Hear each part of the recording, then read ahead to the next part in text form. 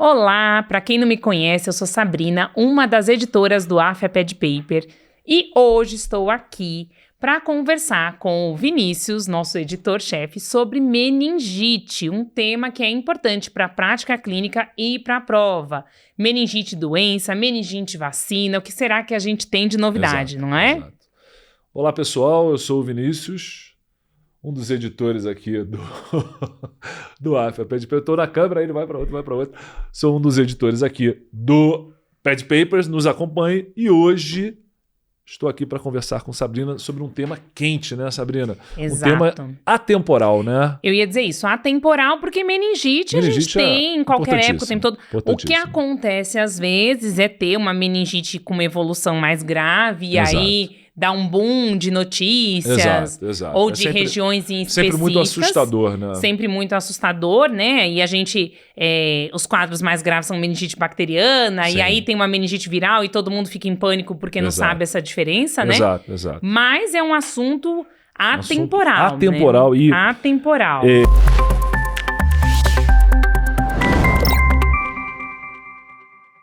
Eu me lembro quando eu era aluno,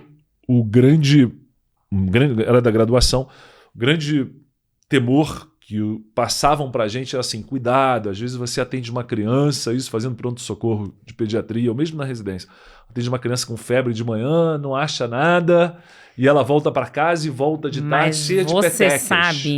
Você sabe já aconteceu isso? Que aconteceu um caso, para mim é muito marcante a história de meningite, porque na minha residência, Hospital Emílio Ribas. Emílio Ribas é o hospital de infecto, né? De infecto, né? Referência. E assim, foi exatamente um caso clássico desse que aconteceu, sem falha em atendimento, sem falha em prontuário, sem falha em exames. Lógico. Eu lembro assim como se fosse hoje. Era uma menina de 8, ela ia fazer 8 anos de idade naquele sábado.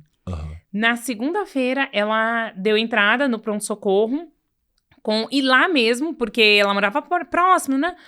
E com uma história que parecia uma virose. Vômito, febre. Ela fez exames.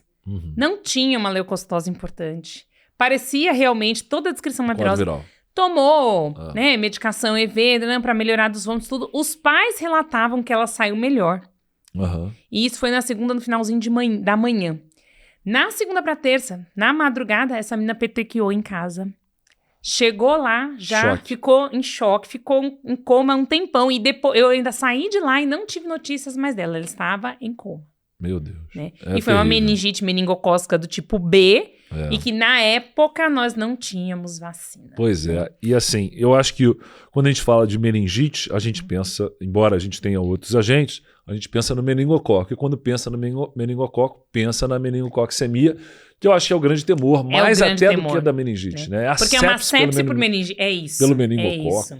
É terrível, né? Eu já atendi algumas crianças e infelizmente já vi crianças que perderam membro, né? A perda de membros é muito aquela importante. Púrpura fulminante. E por mais que a gente saiba, o diagnóstico precoce pode ser difícil, como esse caso que eu contei, como acontece. Sim. E aí, o que você tem para falar pra gente de como a gente vai diagnosticar, abordar, entender as meningites, assim, na pediatria, para que a gente seja mais assertivo? Eu acho que, assim, não tem como a gente adivinhar, né? Impossível. Não tem como. Há crianças, né? E depois a gente até pode falar melhor disso, que realmente são mais suscetíveis, né? Criança que tem uma DVP, pode ter uma meningite. Uma criança que tem uma imunodeficiência, né? Ou quando a criança mostra, evidentemente, sinais clínicos de meningite. Mas tirando isso, uma criança com febre, sem sinais meníngeos, não sendo um lactente, né? Porque o lactente não tem sinais meníngeos por causa da fontanela aberta, né? Mas é impossível você fazer um diagnóstico desse. É isso, às vezes se passa por uma virose. Exato. Um vômito, uma febre, tomou medicação, melhorou. Se está no início ali do quadro, a depender do organismo daquela criança, ela tem até uma melhora. Acho que a nossa salvação, e principalmente das crianças, são as vacinas, né? Porque adivinhar a gente não vai conseguir, por mais que a gente tema, né? Acho que é orientar a família. Olha, qualquer alteração volta, né? Eu prefiro uma família mais preocupada que volta logo do que uma que deixa... exatamente, que a gente pode perder o time aí. Isso é engraçado, dando plantão, né? às vezes com o residente, e aí o residente, pô, atendi agora, não era nada, 3 da manhã, veio por nada. Eu falei, cara, imagina se fosse uma parada cardíaca, muito pior, né? Pois é. Que bom Ainda que não bem é que a nada, gente né? não era nada e mandou embora, Pô, né? foi tranquilo. Imagina um caso grave. Mas se a gente pensa que o mais efetivo vão ser as vacinas, Sim. a gente tem que pensar as vacinas direcionadas a quais Exato. agentes etiológicos. Então, Quais são os principais né? agentes etiológicos aí que a gente tem nas meningites, nas meningococcemias, enfim? A gente pode até separar assim, em faixas etárias, né? Porque no neonato são as doenças do neonato infecciosas, a sepsis do neonato levando a meningite. A sepsis do neonato é tudo, né? É meningite, é itu, Exato. ele a gente acaba tratando... É o strep do grupo B e Escherichia coli, e gram-negativo. Não tem outro... E para aquele que está internado há mais tempo, o Staphyloepidermidis também é a infecção uma possibilidade, neonatal tardia, né? Invasivo ali, Exato. catéter, Exato, né? Perfeito. Então esse é um grupo à parte, não dá para colocar no nosso grupo. No nosso grupo, saindo da fase neonatal, e tem gente que coloca de 2 meses para frente, né? Para realmente fugir do neonatal. Tirar essa... Aí são 3 bactérias principais, né? Meningo, hemófilos e pneumococo. E o interessante, assim, é que a meningite era muito comum. Hoje em dia ela é uma doença que eu posso dizer rara. Eu fico muito tempo no hospital, às vezes mais de um ano, sem ver uma meningite. Não sei se você tem visto muitas. Não tenho muitas. Não. É isso que a gente comentou. É pontual, às vezes até Exato. Na região, quando tem um caso, sai uma notícia, todo mundo fica desesperado, quem não tomou vacina sai correndo. Exato. Eu vejo mais meningococcemia do que meningite, de fato. Sim. E antes eu via muita meningite. Assim, quando eu comecei a residência, a gente via meningite toda semana. E o que eu cheguei a ver mais recentemente, a maioria das vezes que foram poucas, meningites virais. Sim, entendeu? Também, as bacterianas clássicas, Isso. A gente não... Então, as meningites não vê mais bacterianas, essas a gente vê muito pouco, e eu acho que é uma boa doença, nesse sentido apenas, né? Para a gente mostrar o peso da vacina. Da vacinação. Perfeito, exato. Logicamente que há vacinas e vacinas, né? Tem vacinas que são mais eficazes, infelizmente outras menos, mas quando você tem uma vacina eficaz, como é o caso das vacinas contra pneumo, contra meningo e contra o hemófilos, nossa, o resultado é surpreendente, porque eu via toda semana a meningite, mas quase que invariavelmente era por hemófilos, tipo B. Eu peguei a transição, o início da vacinação para o hemófilos, que inicialmente... como quase todas as vacinas, infelizmente, não entrou pela via do SUS, aquilo que a gente estava falando antes. Exatamente. Entrou pela via do privado, e aí já começou a diminuir, mas quando passou para o SUS, para o setor público... Aí a gente vê um impacto significativo. Acabou. Exato. Acabou. Hoje em dia, assim, uma outra família que deu mole e não vacinou. E vacinação por hemófilos é isso. A gente está falando da meningite, tem a epiglotite... Exato. Né? Então a gente teve o hemófilos, a gente teve uma mudança significativa de perfil epidemiológico de doenças com a vacina. Realmente e o hemófilos era tão importante que aquele trabalho com corticóide, que o corticóide é útil, junto com antibiótico para diminuir sequela, ele é com hemófilos. Porque era o que predominava. Então, o hemófilos era o principal. Saiu o hemófilos, aí ficou meningo e pneumo. A vacina contra o pneumo, hoje a gente já tem a 23 valente para crianças maiores, já também diminuiu o pneumo. E aí eu acho que tem essa briga, meningo e pneumo, para ver quem é o mais prevalente. O último trabalho que eu olhei, mas já tem de alguns anos, era do meningo. O meningo ainda prevalecia. Mas era o meningo C que prevalecia. E a nossa vacina principal é contra o meningo C. Exatamente. A que está disponível no SUS é a C. É o meningo C diminuir. Exatamente. Né? E em algum momento a gente realmente ter a meningite bacteriana como uma doença raríssima. Embora a viral já fosse mais comum antes, o que acontece muito na viral, é interessante, é o seguinte, Sabrina, a gente pega aquela criança que está com quadro viral, está com muita dor de cabeça, e você simplesmente faz um analgésico que não funciona.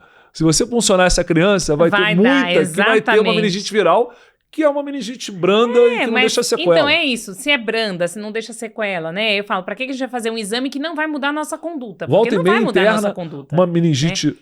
As meningites últimas que eu vi foram virais. Uma criança com uma dor de cabeça muito intensa e quem avaliou no pronto-socorro achou melhor funcionar. Era um líquor de meningite viral, internou. O problema é o pânico. a criança interna com líquor de meningite viral e as pessoas fazem tratamento para meningite bacteriana. Porque tem o risco, né? Aquela suspeita. Exato. E vai virar e não vai virar, e deu, não deu, entendeu? Loucura. Aí acaba que faz um procedimento invasivo, a depender da criança, tem os seus riscos, maiores ou menores, né? E que, a princípio, não precisava daquele tratamento, daquela internação. Sim, né? sim. E tem aqueles detalhes assim, pensando ainda no agente etiológico, né? Há deficiências particulares que predispõem a um determinado agente. Por exemplo, um paciente que sofreu um trauma e tem uma fístula licórica, ele tem mais chance de ter uma meningite por pneumo. Sim. Por pneumo. Historicamente seria... E a meningite por pneumo, embora o meningo a gente tenha muito medo do meningo, e com razão, certamente, pela meningococcemia, o pneumo ele é mais agressivo em termos de sequela. Ele dos três principais... que o pneumo atualmente é o que a gente vê menos, né? O meningo é o que quando Exato. tem... É o mais prevalente. É o que a gente vê, né? Mas o pneumo deixa muita sequela cronicamente, pensando naqueles que sobreviveram, né? Então, o meningo é mais agressivo no sentido de matar. De matar, sistêmico, quando amputação. Tem amputação, etc. Mas, para deixar sequela neurológica, o pneumo é o pior de todos. E o paciente com fístula licórica tem mais tendência de ter pneumo. Um paciente com uma derivação ventrículo-peritoneal, ele tem qual meningite? Pelo germe hospitalar do momento da válvula. Staphylococcus epidermidis e gram-negativo hospitalar. E o detalhe do meningococo é que cada vez mais está evidente que pacientes com deficiência de complemento têm risco de fazer meningococcemia fulminante. Exato. Esses pacientes são os de grande risco. De grande risco. E aí, a gente volta um pouquinho naquela história de imunobiológico que a gente falou em outro videocast.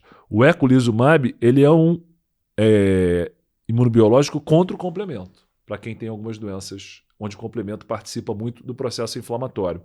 Mas quem usa isso tem risco de fazer uma meningococcemia grave. Exato. Aí você começa a ver... tirando a resposta... Os pontos fracos de um tratamento, né? De um tratamento que e a diminui gente vai pesar. defesa. E os tratamentos, em grande parte dos casos, é risco-benefício, né? Sem dúvida. Eu costumo dizer, às vezes, os pais leem a bula de um negócio, pode dar isso, tá, mas você não vai usar? Né? Exato. Mas pensando nos agentes etiológicos principais e na capacidade que a gente tem de prevenção e relacionado a algumas mudanças epidemiológicas que nós já vimos ao longo dos tempos, conta um pouquinho mais da vacina, em relação com essa diminuição da incidência. O que a gente tem disponível de vacina? Beleza. A do hemófilos, ela zerou o jogo, né? Então é uma vacina simples de fazer. Está na pentavalente, né, atualmente. Está na rede pública, super fácil, acesso fácil. 2, 4, 6 meses, acabou. Perfeito. Está curado. Se o paciente tiver uma imunodeficiência, eu vou dar um exemplo. Um paciente com anemia falciforme, que tem mais risco de fazer uma doença por germe encapsulado, vale a pena você repetir depois de 1 ano de idade a vacina contra o hemófilos. Perfeito. Entre outras, mas o hemófilos também. Mas o hemófilos está zerado. Vamos para os outros. Pneumo, cada vez mais a gente tem mais valências, né? Começou lá com 7, passou para 10, para 13, para 15. Agora, temos a 23 também. A 23 tem o porém de não ser conjugada, né? Exatamente. Mas a conjugada a gente já tem cada vez mais sorotipos. A 15 já está disponível aí na rede privada, né? Porque na rede pública a gente tem a 10 por enquanto. Exato. Né? E a do meningo, eu acho que o Ministério da Saúde podia ser um pouquinho mais acelerado com isso. Porque a gente tem o meningo C. Vamos voltar nos principais agentes, né? Eu concordo plenamente, já sei onde você vai chegar. Vamos nos principais agentes. A, B, C, D, E, F, não. A, B, C... É quase um de A a Z, né, dos A, B, C, X, Y e W. W, Y, e agora surgiu o X também, que pra gente epidemiologicamente não tem valor, não né? Tem. Mas enfim, a nossa vacina, meningo C, né? Feita ali no primeiro ano, 2 doses, reforço com 1 ano... E aí agora faz na adolescência, aí finalmente... Aí na adolescência uma dose da CWY. Mas já tem anos, talvez década, que a Sociedade Brasileira de Pediatria, a Sociedade de Imunizações, recomenda a CWY para crianças pequenas. Desde o bebê. E com aquele reforço a mais no meio do caminho aí. Exato. Então, ele toma ali com 3, 5 meses, tem com 1 ano, aí tem um reforço 5 anos depois dessa dose. Ali na fase e escolar. Depois no adolescente. Mais uma vez. Então, olha a preocupação das sociedades em proteger contra meningo. E assim, vacina eficaz, sem efeito colateral relevante, então super, hiper indicada, né? Eu acho que o Ministério da Saúde está bobeando nisso. Então, eu realmente não entendo. A gente já tem...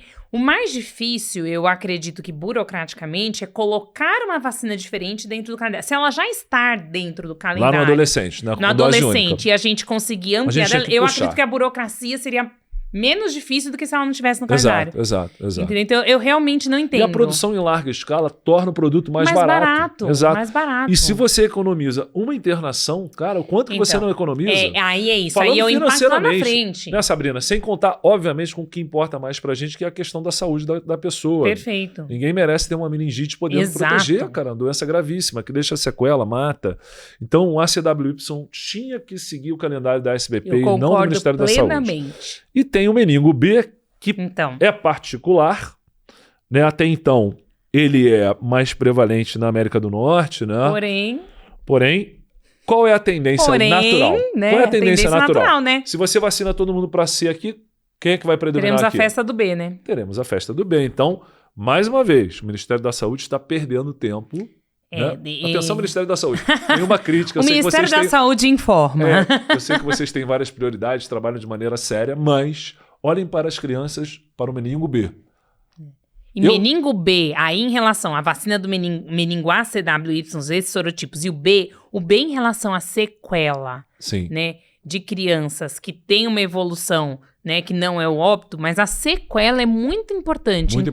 É um indivíduo que vai crescer com sequela, que vai precisar de suporte. Isso se não falecer, né? E se não falecer, entendeu? Então, é uma doença que a gente tem como prevenir. Pensando aí a idade, o risco-benefício. E a gente sabe que de custo a meningo B é bem mais cara que a CWY, né? A meningo B, acho que de custo das vacinas privada, ela só perde para HPV VSR, exato. Entendeu? Outras vacinas. Né? Entendeu? Essas, mas assim, pensando no calendário básico de uma criança... Tinha que entrar B, né? Tinha que entrar. Eu não né? vejo como não entrar B. Eu acho que vai acontecer em algum momento, mas é o que a gente recomenda. O problema é que nem a CWY entrou, exato. Né? Esse é o porém. Não sei se entrasse a CWY, algumas empresas farmacêuticas elas têm estudado uma vacina da meningo A, B, CWY, né? Não sei se deve ser muito fácil fazer, não, mas eles tem vários estudos em andamento. Não tenho dúvida e aí talvez isso melhore o custo, melhore o né? custo. Porque ela tem o meningo B tem umas características particulares que impedem... E é por isso que a vacina é tão cara. É por isso que a vacina é tão cara, né? Ele é meio diferente, né? E se eu não me engano, a última vez que eu li isso, as outras são contra a parede celular. E a vacina do meningo B é contra a membrana citoplasmática. Porque a parede celular do meningo B, ela guarda muita relação, até onde eu li, com estruturas humanas. Então você não pode fazer uma vacina contra... exatamente, né? Aí a gente vai estar um mimetismo aí com sequelas. Então é mais difícil fazer. Mas... é aquela história. Eu vejo muita gente justificando, mas a B quase não tem no Brasil. A tendência natural é o B predominar aqui. Outra coisa é o meningo mais comum nos Estados Unidos. Quase não tem. O caso que eu contei no início do nosso podcast aqui, videocast, era uma meningo B. Então, é mais comum nos Estados Unidos. Vai pra Disney? Então, cuidado. Então, né? E aí, assim, né, aquela coisa, né? Vai pra Disney, então, gente, por favor, né? Uma parte aí do investimento que já é grande, tem que tomar meningo B não vai ser tanto investimento se você vai gastar na Disney. Lá você vai gastar bem mais. Com certeza. E aí, pensando na prevenção na doença, da importância dela, quais são os pacientes? A gente até conversou um pouquinho da deficiência de complemento, né? O uso de medicamento. Quais seriam os principais fatores de risco aí que a gente tem que pensar? Né? Além desses que a gente já citou, relacionados à imunodeficiência, certamente a pobreza, né, o nível socioeconômico ruim, permite aglomerações. A aglomeração é um negócio que fator de risco para muita coisa. Permitem um número maior, propiciam, né, um número maior de IVAs, né, de infecções comuns, e são essas infecções que destroem, entre aspas, né, que agridem as vias aéreas superiores. A integridade ali. A integridade, aonde o paciente tem um meningococo, às vezes, que está lá comensal. De bobeira. Tipo a comissão de frente, abriu ali, aí vem... Ele não invadiu, mas ele coloniza. E aí, ele penetra a corrente sanguínea, e aí ele é neurotrópico, né? Enfim, aí é que tem um problema. Então, acho que, além das imunodeficiências, a questão socioeconômica conta muito. Por isso que a vacina é a nossa arma. É mais fácil. É lógico que a gente deseja que todos estejam bem do ponto de vista socioeconômico. Mas o Ministério da Saúde não consegue resolver a vida financeira do brasileiro. Mas ele consegue, quer dizer, eu não sei se consegue também, mas ele deveria dar alguma prioridade para essa questão da vacinação. Não que ele não dê, mas ele dá. Mas olhar também para o meningo B, para a CWY, porque é a forma de você proteger a CWY, eu acho que seria a mais fácil inicialmente, porque a gente já tem ela no calendário. Exato. Então a gente ampliaria, assim como a gente ampliou a faixa etária da HPV. E você vê como a situação é injusta, né, Sabrina? O paciente que é mais propenso à doença, porque ele vive em condições piores, ele não tem acesso à vacinação completa. Porque o paciente da classe média ou da classe alta, que a gente estava brincando, vai para a Disney, toma a vacina contra o meningo B, ele vai tomar. Ele vai tomar. Vai tomar. Mas a pessoa que está ali numa condição ruim, socioeconômica, não vai tomar. Então, a gente tem que chegar neles. Exatamente. Através da vacinação em massa. Que o Programa Nacional de Imunizações, eu estou aqui fazendo uma certa crítica, mas é uma crítica construtiva, porque ele é o top. Super elogiado no mundo inteiro, porque eu acho que não deve ter algum país com tanta vacina pública sendo oferecida. Eu atendo vários pacientes online de vários países, tá? E sempre tem vacina que a gente tem aqui que eles não tomaram. Exato. Sempre tem. Eu acho que o nosso PNI é muito bom. E às vezes o pessoal, quando vem para o Brasil, aproveita para atualizar a vacina. Exato. Nosso PNI é, eu diria até excelente, mas a gente não pode ficar conformado, tem que achar que pode melhorar porque pode, né? É sobre isso. Essa que é a ideia.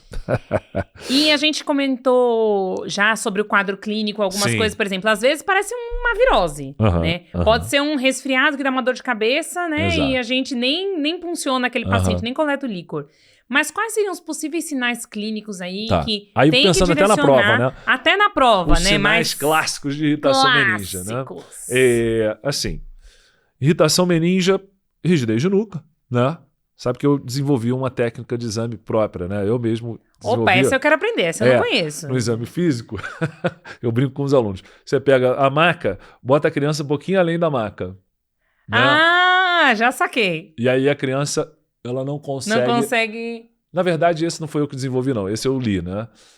Que você pode deitar a criança um pouquinho além da maca. Eu nunca tinha lido. E ela a cabeça não vai pender por causa da rigidez de nuca, ela vai segurar a cabeça. Que é até mais fidedigno do que quando a gente testa, porque a criança pode estar irritada e a gente fica naquela dúvida, né? Mas o que eu desenvolvi mesmo foi o seguinte, eu deito a criança, boto a mão assim sobre o tórax dela, no peito dela, e ela está deitada. Aí eu peço para a mãe sair daqui da onde ela está, porque geralmente a mãe está junto com a criança, e passar por trás de mim, a criança já não vê a mãe, e ficar aqui no pé da criança e chamar a criança. Aí quando a criança vai falar com a mãe, eu seguro ela e ela vai só com a cabeça. Aí eu só apoio aqui, ó. Olha só, porque às vezes você vai lá colocar a mão para fazer a manobra, a criança fica irritada e você perde o parâmetro, é difícil. Então eu quero que ela queira olhar para frente, aí eu ajudo. Sinais de irritação meningia. Então é a rigidez de nuca. E tem aqueles clássicos da prova, né? O Kernig e o Brudzinski. O Kernig é quando você... O Kernig eu tenho, né? Porque eu tô velhinho, né? Não tem alongamento. Vai desenvolvendo. O Kernig... Faz que nem eu, vai fazer dança. Isso, você desenvolve alongamento. É isso. O paciente deitado, você eleva a perna dele, se ele tem irritação meningia, ele dobra o joelho. Não aguenta. Né? E eu também não aguento. Vamos demonstrar aqui com o Vinícius agora. Vou colocar ele na mesa aqui. E o Brudzinski é o paciente deitado completamente e você faz uma flexão do pescoço cervical e ele também não aguenta e dobra o joelho. Então tem o Kernig e o Brudzinski. É o sinal da irritação meningia, aquela meninge inflamada que não tem essa flexibilidade. Exatamente. Né? E aí o paciente se dobra quando sente dor. E até também tem uma mnemônica para o Brudzinski, pro Kernig e Brudzinski, para não esquecer para a prova, que é a seguinte. Quem é quem? Você está aqui deitado. Você bruscamente faz uma flexão da cabeça e a criança... dobra a perna. É o Brudzinski. É o Brudzinski, bruscamente. Bruscamente você dobra a cabeça. Gostei. Faz a flexão cervical e é o Brudzinski. A criança se dobra com dor. Mas enfim, esses são os sintomas, os sinais de meningite. Lembrando que, né, coisa clássica de prova, que o lactente pequeno, ele não tem rigidez porque ele tem a fontanela aberta. Mas pode ter aquela fontanela. Pode ter aquele abaulamento de fontanela. Exatamente. Né? É isso. Esse não tem. E aí a gente desconfia desse diagnóstico, porque às vezes a gente consegue fazer as manobras dos sinais, às vezes a gente não consegue, mas quem vai bater martelo pra gente é o líquor. Exato, né? exato. E existe muita confusão. Certo. Mas, como existe muita confusão, é um assunto exclusivo para os nossos alunos. Os nossos alunos que estão nos nossos cursos do TEP, de emergência, de atualização, do TEM. A partir de agora, nós vamos conversar exclusivamente com eles. Então, se você ainda não faz parte do nosso clube, como fala o professor Vinícius, se inscreva em um dos nossos cursos. Exato. Porque a gente vai continuar falando desse assunto super importante e do diferencial do líquor.